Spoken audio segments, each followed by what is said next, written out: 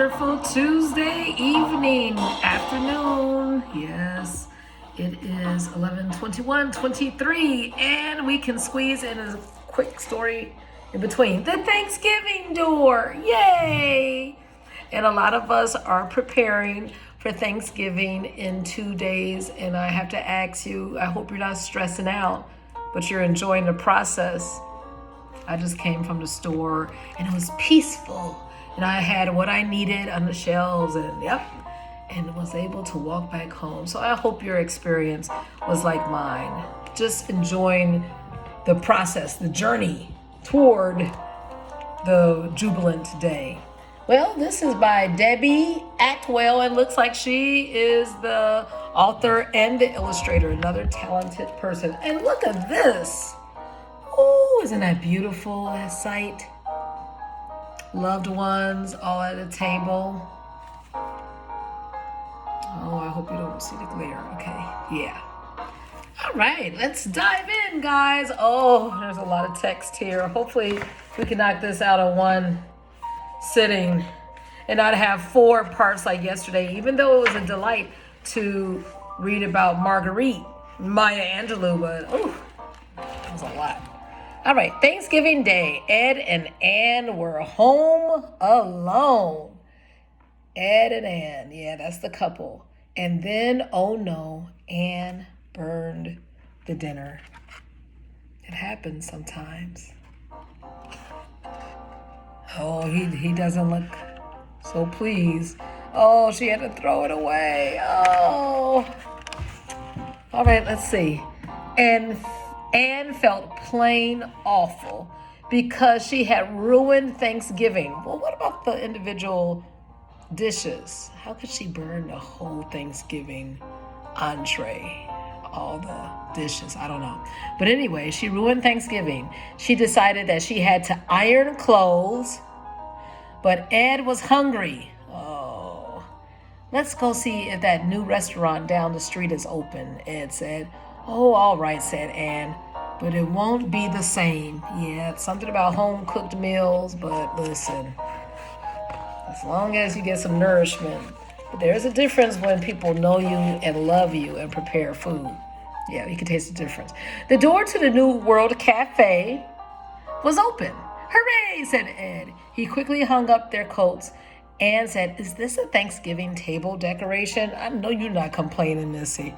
And you're the one who ruined? Come on now. This looks like a pilgrim and an Indian, but who is the dancing man with the beard? I'm not sure that we should be here, Ed. Nonsense, replied Ed. Their door was open. So we might have a history lesson here. There was another ship that was traveling with the Mayflower back in the 1600s from Europe coming over to the East Coast. I wonder, are they going to reference the name of that ship? But this is going to be interesting. Many unhappy eyes peered through the kitchen door. This is horrible, Leon whispered. Who left the front door open? We can't have customers today. Our party will be ruined. Oh, no, they didn't. Oh, but it looks like Jacob Lawrence paintings. Beautiful job. Let's get rid of them, said Tatiana. Oh, no, you're not tripping, for real. I'll hang these pots together. The noise will scare them away. Can you believe this mess? But look at the beautiful artistry, the way she puts light from the sun and the contrast and the tiles of the floor. Very skilled. Anyway, grandmother had heard all that she could bear. She dropped her peeled potato into the pot and said, enough! In old country, we bang pots at wolves, not hungry people. That's right, Grandma. Today is Thanksgiving Day. Family cooks turkey big as a doghouse, but we don't share? Bah! She shook her head. There you go, Grandma. School them. Grandmother is right, said Olga.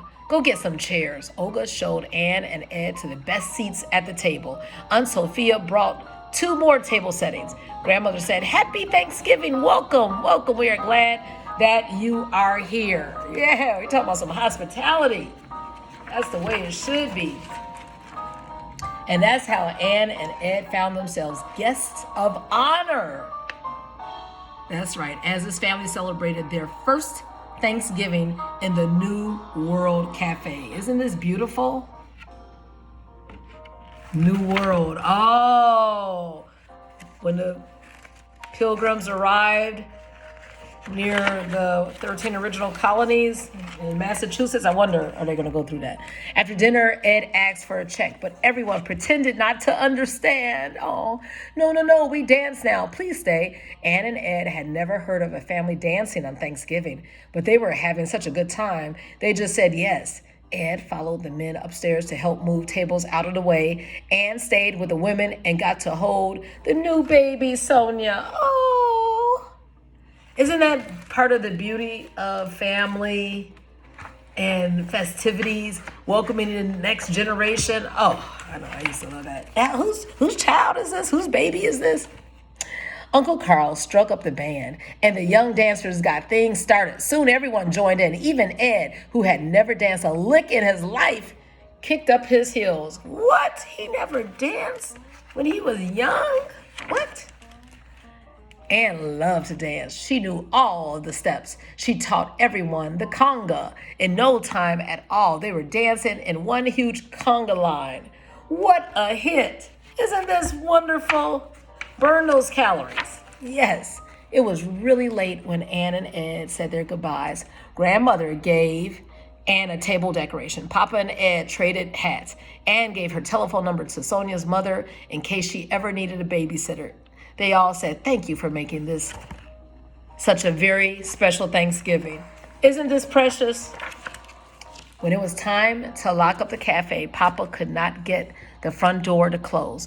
When he looked down, he found a raw potato jammed under the door. How did that stupid thing get there, he asked. An old country Thanksgiving door is like Happy Heart. Opened up big, wide. Potato good for that, Grandmother said. You're right, was all Papa said. So it propped the door open so visitors could come in. Isn't that wonderful? When all of them got home, Ann lit the candle from the cafe and made tea. What are you most thankful for on this wonderful Thanksgiving, she asked. Ed thought many things crossed his mind, but what was his most thankful for, his most gracious moment? Well, he said, I guess I'd have to say, my dear, that I'm most thankful that you burned our dinner. Oh, Ed, she said, me too. You see that? How they gain new friends and families. So don't fret. Don't you worry about stuff like, oh, I don't have enough brown sugar for this recipe. Make a new one. And it becomes a masterpiece.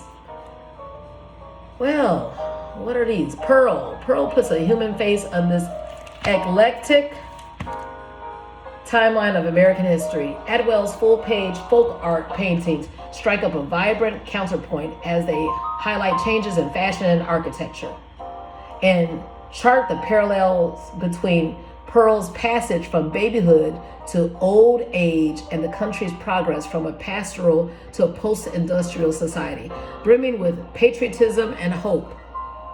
This is a gem. Now, I didn't read all into that, but yeah, this is a reread. Pearl reminds us of life's fullness. Atwell's illustrations match Pearl for narrative liveliness.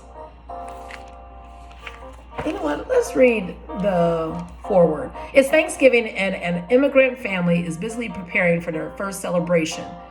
This will be their first Thanksgiving in a restaurant, the New World Cafe, and they want it to be perfect. A long table has been set in the middle of the room and decorated with centerpieces featuring pilgrims and Indians, alongside dancing characters from the old country. As the turkey roast, Grandmother peels potatoes and drops them into a pot. Everything is almost ready, but then through a crack in the kitchen door, Tatiana and Leon see two strangers enter the cafe.